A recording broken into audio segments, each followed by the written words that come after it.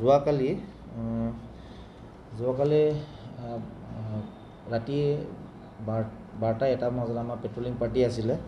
Patrolling party তেনেকৈ আমি routine যোনটো পেট্ৰলিং নাকা চাকা কৰা হয় তেনেকৈ কৈ থাকোঁতে আমি নাহৰণি দিহিঙীয়া গাঁৱৰ পৰা এটা গাড়ী পোৱা হৈছিলে এবাণ্ডেণ্ট কণ্ডিশ্যনত। গাড়ী নাম্বাৰ হৈছিলে AS01HC 9718। তো আমি সেই গাড়ীটো আমি চাৰ্চ কৰিলোঁ। চাৰ্চ কৰি তাতে 53টা চিলিণ্ডাৰ পোৱা হৈছে। তো আমাৰ ছাছপেক্ট আছে, হ'ব পাৰে গাড়ীটো ষ্টলেন হ'ব পাৰে বা তাৰ পৰা চিলিণ্ডাৰ চুৰ হ'ব পাৰে। তো সেইটো কাৰণে আমি ছাছপেক্ট কৰি বৰ্তমান ইনকুৱাৰী ষ্টেজত আছোঁ আৰু গাড়ী অ'নাৰটো আমি চামন কৰা হৈছে। এতিয়া গাড়ী কিহৰ কাৰণে তাৰ ৰখা হৈছিলে আৰু চিলিণ্ডাৰকেইটা ক'ৰ পৰা আনিছে, কি আনিছে, সেই বস্তুটো আমি ইনকুৱাৰী কৰি আছোঁ বৰ্তমান। খালী নাই, এতিয়া 53 ভিতৰত 52টা ভৰ্তি আছে, এটা খালী আছে। এতিয়া আমি ইনকুৱাৰী ষ্টেজত আছোঁ।